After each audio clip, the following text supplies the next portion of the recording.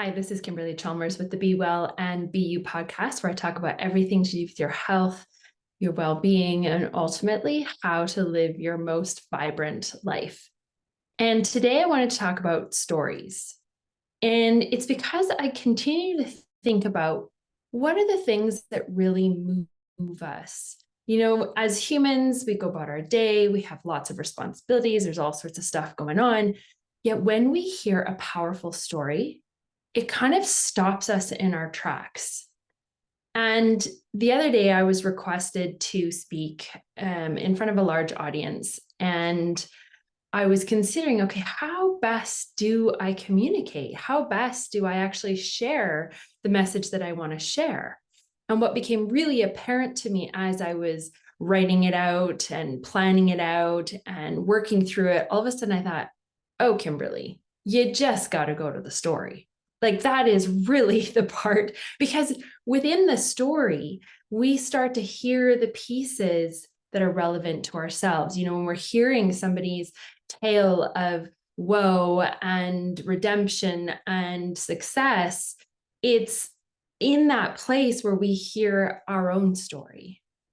And so today I wanted to talk a bit about story. I also want to share some really powerful stories because it is really within that you get to hear the power for yourself. Because the reality is stories have the power to change us. And hearing a powerful story, it can inspire us, it can motivate us, it can help us to move through challenges. It might inspire us to pursue things that we otherwise wouldn't pursue. I mean, I always loved when I was growing up, we would always watch the Olympics. It was just a big thing in my family. While we are not athletic by nature, we're more musical. We love the Olympics. And I always loved the little snippets of stories that you would get, of that person who overcame injuries. And yet here they were succeeding in the Olympics. And you just thought, oh, wow, if they can do something like that, I too, whether or not it's the Olympics, but we're hearing the piece in that can really allow us to also triumph over the hurdles and the obstacles. And it really gives us that sense of hope. It gives us a sense of possibility. We all know the story of the 4-minute mile. Nobody believed it was possible until the first runner ran their 4-minute mile. And all of a sudden after that, everybody else began running the 4-minute mile.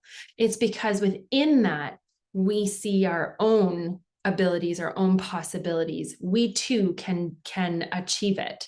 And even though I truly believe that we don't have to have evidence in order to create the things that we desire to create in our life, we can literally imagine it, we can picture it, we can see it in our own mind, and therefore we can go for it and we can absolutely manifest it.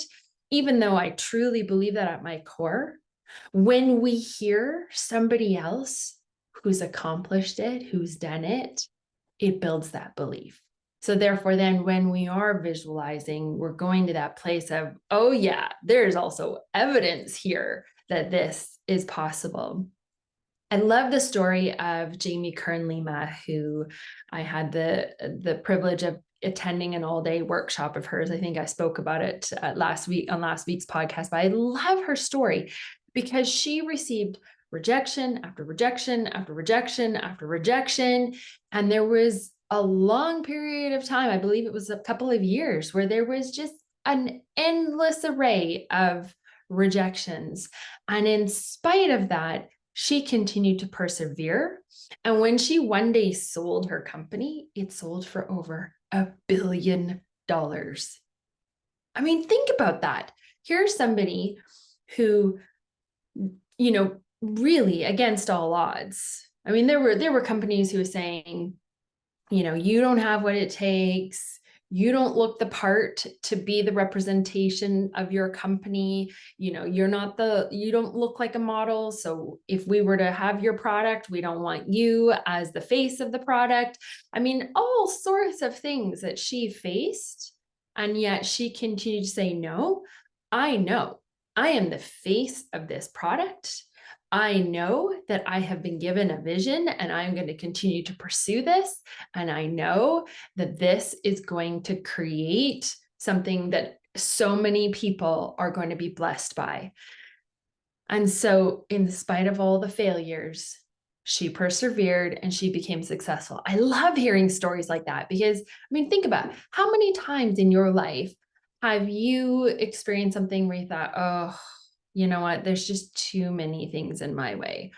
There's too many naysayers, or, I've never really been able to do it before. So who am I kidding? Who am I to think that I could actually, change jobs or change careers? Or who am I to think that I could actually, play soccer as an adult? Who am I? Who am I? And yet it's stories like that that remind us that absolutely we can if we truly desire and if we stay the course. Emmeline Pankhurst is somebody who was a leader in the suffragette movement in the UK. She was married to a man who was also a big proponent, a big advocate for women's rights. He was actually a lawyer fighting for these causes. And sadly, she became a widow early on with young children. And in the midst of untold opposition, I mean, women in those days had an uphill battle. They were not even seen as citizens. They were not seen, as having the capability to even vote.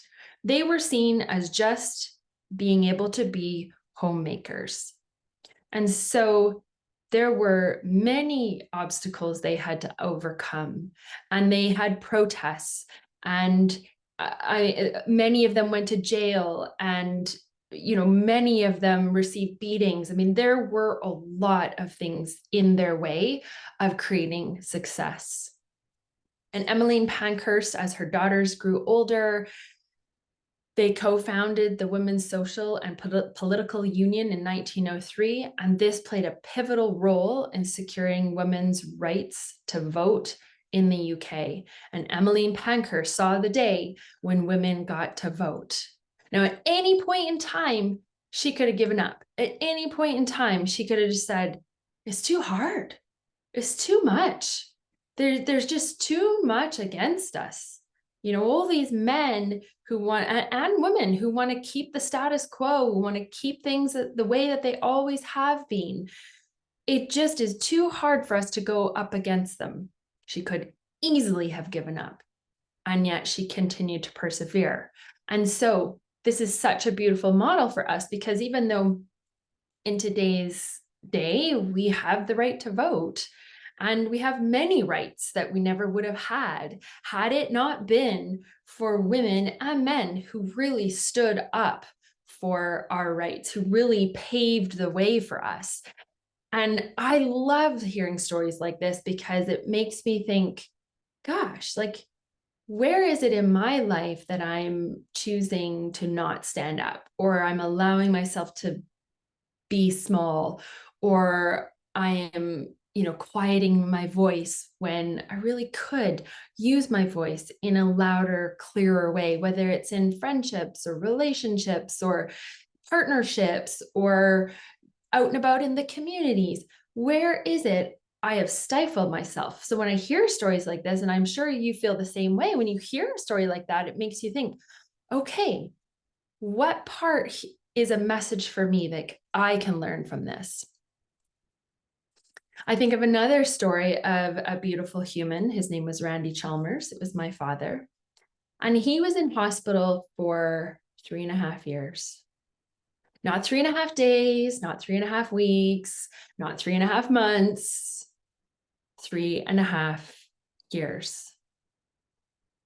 And in spite of his endless list of ailments, I mean, I'm talking transplants, plural. I'm talking heart attacks, strokes, leg amputations, both legs, finger amputation. Oh my gosh, and on and on and on. I mean, my God, my father endured like just an incredible amount of health challenges and massive obstacles. And in spite of his pain and suffering, and he had chronic pain. I mean, I don't know that there was ever a day where he didn't have chronic pain. And because of a lot of the conditions that he ended up sitting a lot, which then ended up degenerating his spine, which then ended up contributing to a lot more of the pain. And then you add to that the arthritis. I mean, it just on and on and on. And yet when he was in the hospital, he had a constant flow of visitors. I mean, I really marvel to this day at how many people continue to visit him on the weekly basis. And when people would visit him for the first time, they would often go there believing that they were going to bless him with their presence. And they would leave feeling it was they who had been blessed. It was them who had been blessed. And they would often tell my mother, wow, like that was shocking. We feel touched. We feel blessed. You see, he was so incredibly thrilled to see you, so filled with joy. And he was so 100% present to you that you would feel that. You would feel that as light and life right within your being. So even though he was suffering so greatly, and trust me, he had lots of moments where he was not filled with all this beautiful light. He suffered greatly. But man, whenever somebody would show up, he was so thrilled. He would, I visited him, almost daily. And he would say, oh, so-and-so was here and they were here for 35 minutes. Oh my goodness. And he'd be so thrilled that that person had spent 35 minutes or 15 minutes or an hour. Like he just was so grateful and so excited about each and every person who came and spent time with him. And years after being in the hospital, he continued to live this way. Whether we were, at a large event and there'd be all sorts of people mingling about, whoever he was talking with, they were the only person that mattered. That was it. He was so incredibly present to you. If he was out for coffee, he was exactly the same way. You were the only person that mattered. None of the rest of his life mattered. None of any of the responsibilities, nothing else mattered. It was just being 100% present to you. And people would leave knowing, here is this man whose life is riddled with chronic ailments and excruciating pain and untold suffering. And yet he continued to find joy in those, I'm gonna get a little choked up here, in those little moments. He continued to find joy anytime he was with somebody else. And so what do we hear in this? What do you hear in a story like this? For me, anytime I started to feel struggle or suffering, and there was actually a time in my life where I was diagnosed with an autoimmune disease, which I chose not to receive it. I instead chose to look at that and look at my life and see it as my body's messages for me to be able to move through and to heal. But on my darkest of days, I would think to myself, this pales in comparison to what but to what my father is going through. This pales in comparison. And it wasn't to diminish what I was going through, because it was, I was in my own suffering and my own anguish and my own story. Yet it would actually bring me a little bit of hope, a little bit of perspective, right? And then to see how my father could be so present to people, so incredibly. And I have tried, since his passing, he died 2 years ago. And I have done my best since his passing to remember him, because oftentimes when I'm in a crowd of people, I'm talking to this person, and then I realize this other person I haven't seen and I really want to talk to them. And then, it's like all of a sudden my mind is somewhere else. And so I have been really concentrating on how can I be so present to this person. And then when the time is ready, I can be present to that other person that I just saw, right? And so it's just such a great model of how we can truly live our lives where we're present and in the moment, and where we have those beautiful moments of light and just being able to impart that into the person that we are connecting with, because that was the model that my dad offered to each of us. And so this is the thing with these stories, is that we recognize parts of ourselves. A powerful story truly invites us to see the part that is here for us. I've often heard, because I've been in business for so long, facts tell and stories sell. And I would love to say facts tell and stories engage. Because when we hear a powerful story, or really any story, all of a sudden it brings us right here in the moment. And I remember the days of sitting in church as a child. I grew up with a family that went to church every single Sunday. And I think I could probably remember one or two times when they left me at home because I was sick. But it was like we went to church every Sunday. There was never an excuse not to, unless we were out of town. But even then, we went to other churches. So this was a part of the rhythm and our routine growing up. And I got to tell you, I was mostly bored. I mean, as a kid, I would have to sit there for, I don't even know how long it was, an hour and a half, 2 hours. And aside from some of the singing, which I always loved the singing, it was the minister speaking. And I would find, I used to imagine like a toothpick of some sort that would keep my eyes open, or some kind of contraption to try to keep me from falling asleep. I mean, it was literally all I could do. And yet, as soon as the minister would start to share a story, it was like something would whip me back right into the present moment. I would come right out of my daydream and I would be snapped to attention, and I could hear the story. And it's hilarious because I wouldn't have had a clue what was going on. But there was like a difference in the tone, or a difference in something they were started to communicate. And all of a sudden, I was present. Can you think of times where this has been true for you, that you haven't really been paying attention until the part where the story begins to unfold, right? Where it's like all of us, this is like the biggest part of our humanity, when we can share stories with one another. Now, Christina Baldwin, who is an author, an educator, and consultant in the field of personal growth and storytelling and community building, she underscores the importance of storytelling as a transformative practice that enables individuals to navigate life's challenges, to connect with others on a deeper level, and to cultivate a sense of belonging and purpose.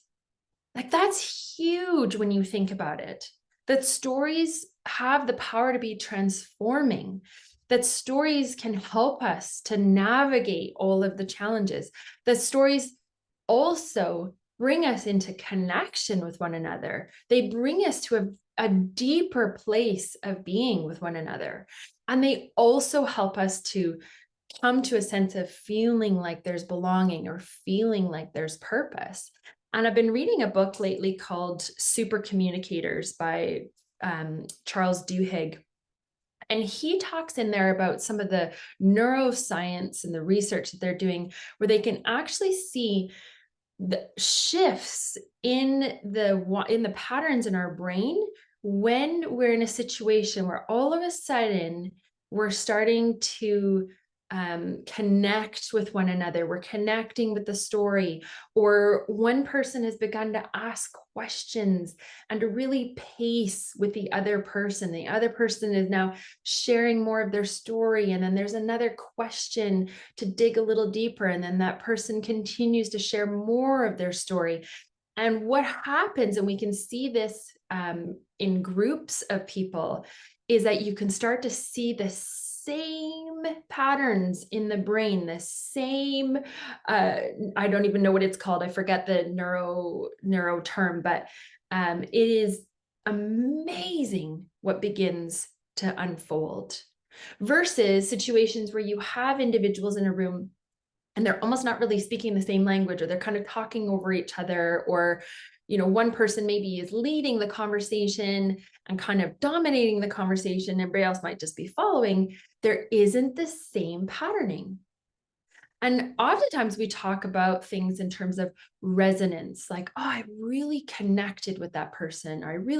I felt the vibe. And it's so cool because not only are we feeling that in our energetic field, but it's actually being mirrored in our brains. We're actually starting to see the same kind of synchronicity happening within the brains.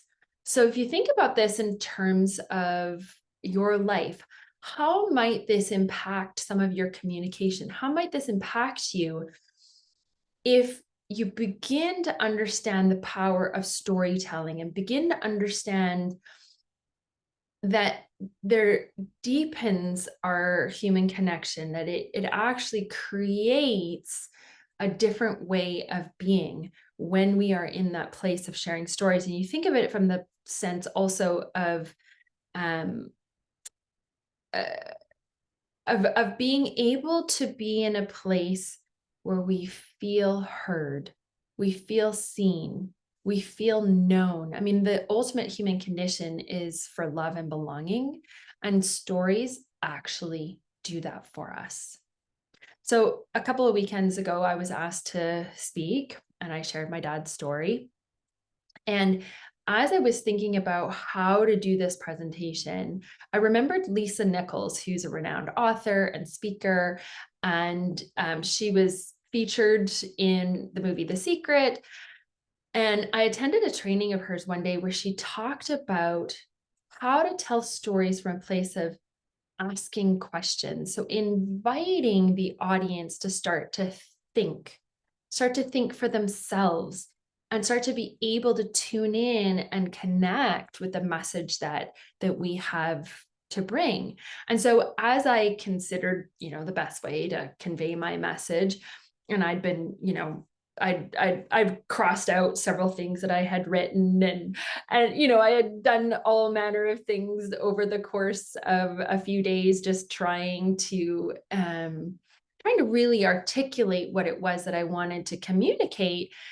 And it wasn't until I dropped into that place of, oh, wait a second, this is an opportunity for me to actually engage with the audience. It's not about me talking at the audience.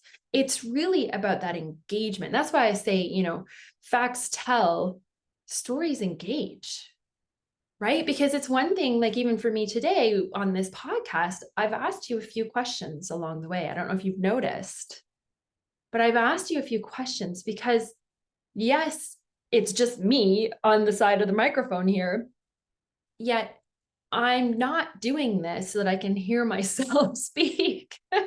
Trust me, I got enough going on in my brain. I don't need to just continually hear myself speak. But what's in it for you? And I think if we ultimately go through our lives, yes, we want to have, confidence and self-love, and we want to appreciate ourselves, and we want to talk nice things over ourselves. Yes, yes, yes. And as we go through life, how are we contributing to the well-being of others? How are we blessing others? You think of my father's story, and he wasn't even necessarily conscious of the things that he was doing.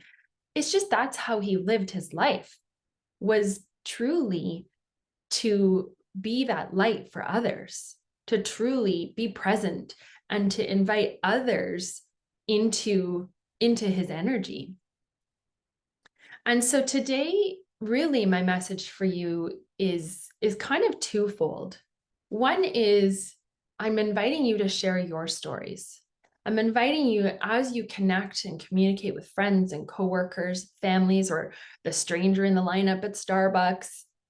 Remember that adding a story to your conversation, it not only helps them to get to know you a bit more, but it often brings down walls. It brings down barriers to connection. When we feel like somebody's been vulnerable with us, when somebody's been honest with us, it truly shifts the dynamic. It shifts the resonance of how we are being with one another. And the other thing I would invite you to do is to ask questions. Ask questions that invite the other person to share their stories. Because it's really easy for us to just, start la la la la la, here's my story, I'll tell you all about it. And yet, if we're not actually engaging with that person and asking them questions and asking them to share their stories, it could kind of very quickly become one-sided.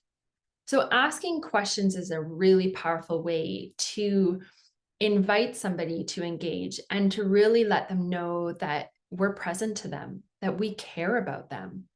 And it gives us insight into who they are so that we can have more compassion and more empathy for them. So I wanted to give you some conversation story prompts today. And if you're driving, maybe just make a little note to come back to this point in the podcast so that you can write these down.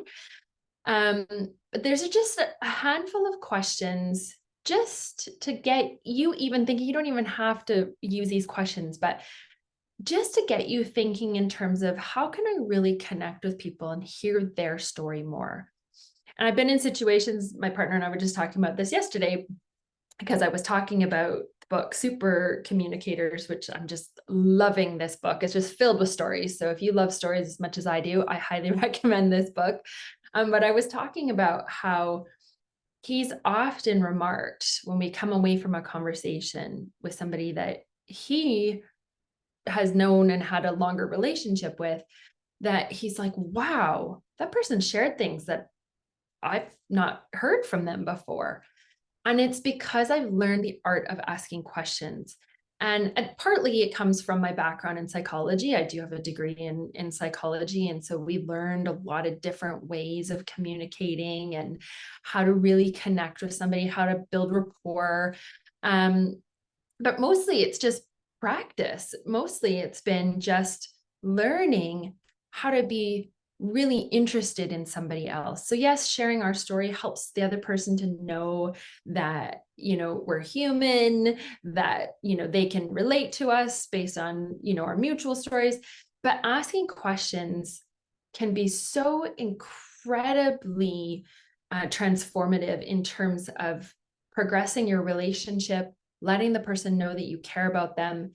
And even for both of you, it might give you insights that you didn't even know. Asking questions can give them insights because maybe they hadn't even thought about it.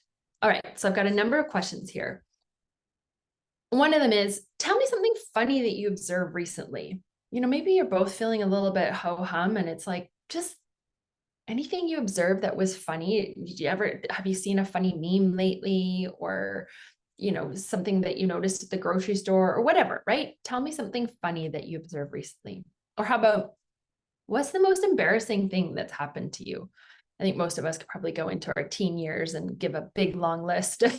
And then this happened, and then that happened. I remember being a teenager and oh my gosh, I think my cheeks were blushing constantly. Thank God that passed. Because it was always like, oh, great, now everybody knows that I'm embarrassed. If you could do one thing on your bucket list this year, what would it be and why? Like, what a great question to ask somebody. If you could do one thing on your bucket list this year, what would it be and why? You will get such insight into that person by asking this question.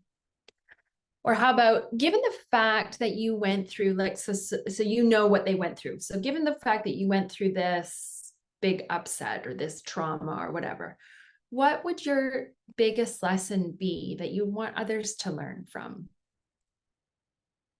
Or how has your childhood influenced your decisions as an adult? Or what's been the biggest thing that has shaped who you are? This is a really wonderful question because it will stop that person if they haven't thought about it. It will stop them in their tracks and they'll go right to probably a story that has had a real impact on who they are. How about, can you share a memorable travel experience that you had? Like, what's your favorite travel destination? Or what's a significant challenge you've overcome and how did it change you? Or tell me about a moment that restored your faith in humanity. This is a great question because I think a lot of people right now are struggling with humanity, and to really come at this from the perspective of what's restored your faith in humanity. Because when you hear this from them, it might help to restore your faith in humanity. Or how about if you could go back in time and give your younger self advice, what would it be? Or what's a passion or hobby you have that most people don't know about? Maybe there's a hidden hobby they have, or maybe there's a passion they have. Maybe they're not even pursuing it right now, but nobody really knows this about them. Or share a moment when you felt truly proud of yourself. Like, I want to know, when was that moment? What's a decision you made that changed the course of your life? Can you recall a time when you took a risk that paid off? And lastly here, describe a moment when you felt deeply inspired or motivated. So you can tell there's a lot of different ways that we can ask questions that are going to give us so much enlightenment into who this person is. You might want to ask some of these questions to your very best friend, because guaranteed there's going to be things that you weren't even aware of. But the very fact that you ask them these questions, chances are they're going to feel like, oh, wow, that's so cool. You just asked me that. And then they're going to share a story. And that story is going to allow you both to connect in a deeper way. So storytelling is truly a place for us within humanity to hear one another, to have greater empathy and understanding for one another. And as you go about your days over the next week, I want you to pay attention to the stories you're hearing. I want you to pay attention to the stories that you're sharing.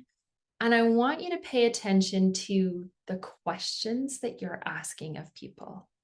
And just see if you can start to become more intentional, more conscious, and more present to the people that you encounter over this next week. If you have any experiences around storytelling that happens over the next week, I would love, love, love to hear about them. So please feel free to reach out to me. You can always find me on Instagram at Kimberly R. Chalmers. You can find me on Facebook at Kimberly Chalmers or LinkedIn at Kimberly Chalmers. And any of those places, feel free to send me a DM. I'd love to hear from you. And if you are curious about my storytelling, this past couple of weekends ago when I was sharing in the big theater there, feel free to go to my YouTube channel, Kimberly Chalmers, and from there you can watch the video. Thank you so much for tuning in today. I absolutely value you. I appreciate that you spend the time to tune in, and I trust that there's been a nugget or two here that will allow you to continue to transform your own life. And if there's been something in here that you feel would be of benefit to others, please feel free to share this. And I always appreciate your positive reviews, because the more that you review these podcasts that we all are pouring our hearts and souls into, the more that other people can tune in and listen and be able to benefit from the things that you're also benefiting from. I happen to love podcasts. I'm constantly listening to podcasts, and I too look at the reviews. What are people saying about this person? And I'm more likely to check them out if somebody has given them some kind of a positive review and said, hey, this is what this podcast has meant to me. So we're like that in every area of our life now. We go to a restaurant. We went to a restaurant last night, my partner and I. We checked out the reviews. How did it rate, right? It's kind of just the way that we have all become in terms of our decision making. So would totally appreciate your positive reviews. And as always, be well and be you.